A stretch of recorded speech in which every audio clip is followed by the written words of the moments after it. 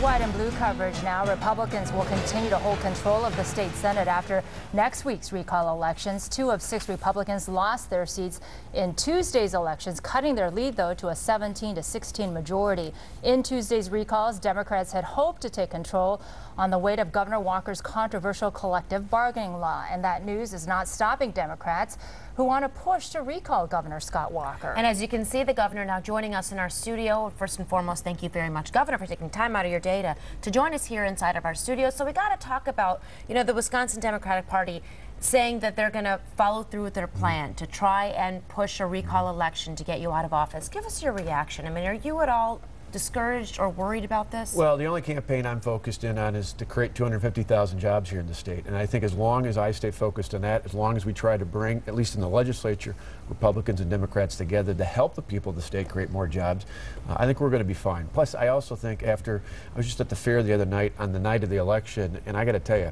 so many people across the state were looking forward to Wednesday, not just because it would be another great day at the fair, but because the ads would be done, the attacks would be over.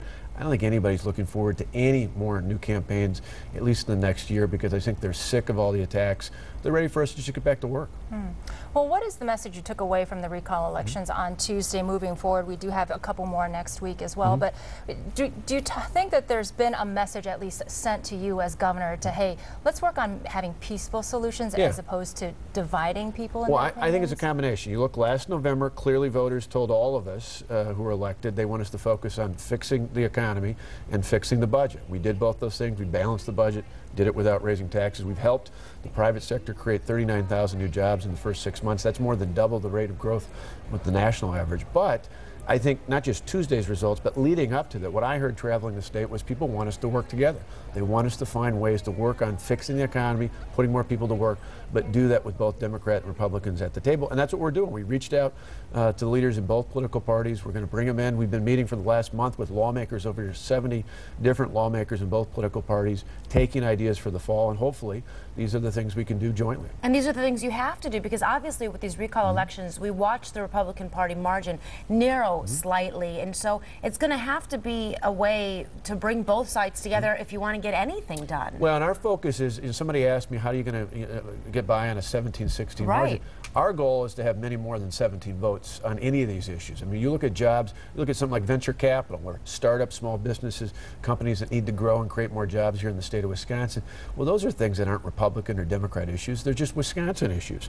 When you look at that, when you look at some of the other issues, when you look at education reform, for months now, Superintendent Tony Evers, the head of our public instruction department here in the state of Wisconsin, he's been more aligned with Democrats. I'm obviously a Republican. We've been working together very well. We brought educators, parents, advocates together on education reform. We can do the same thing in the legislature, I think. We told our viewers we were going to ask you about the State Fair mob attack, so I want to take the time to do that now. You were at the State Fair last night with a very popular livestock auction, which does really well. What is your response, though, with the riots, and or not the riots per se, but the mob attacks, and then these 911 calls where it sounds as if there were not enough police officers on hand to deal with the situation? Well, we took it very seriously, and immediately the following day, I instructed my team to reach out to the State Fair Park staff. We actually authorized the State Patrol to come in. They've been on hand, along with the Milwaukee Police Department, the West Dallas Police Department, and the State Fair Park Police. And I think you see the numbers are up. Attendance is actually up, which I think probably surprised a lot of folks after what happened last Thursday. But in the end,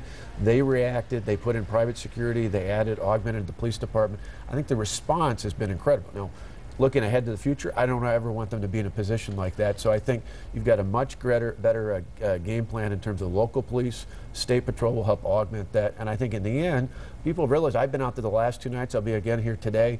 It's one of those things where I think people realize they feel safer, there's a good presence, and of course the weather's been perfect, so it's a great day to get back out to the fair. But quickly, when you talk about getting jobs to Wisconsin, this is terrible PR. We've had the situation at River West. I mean, how do you counterbalance that to say this is a great place to come? Well, it is, and unfortunately, 1 or 2 people, or in this case, obviously more than 1 or 2, but a handful of people out of a whole community can really give somebody a black eye. In this case, I think it's not just if things happen, because things happen all across the country. It's how do you react to it.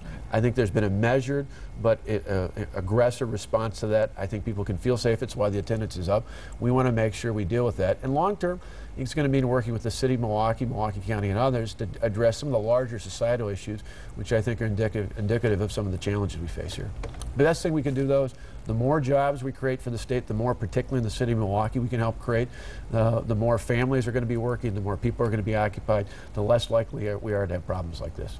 Governor Walker, thank you so much for being live in the studio with us. Appreciate it. Have fun at the fair today. I know you said part of it's work, but hopefully you'll get to have some fun hopefully too. I can at least grab another one of those cranberries on a stick Oh, dipped in I saw chocolate. that. They I were haven't awesome tried the other that day. yet. You got to do So it. good. Much better than some of the other stuff on a stick. We'll still have everything else on a stick. It's still good. Thank you, Thanks, Governor. Thanks.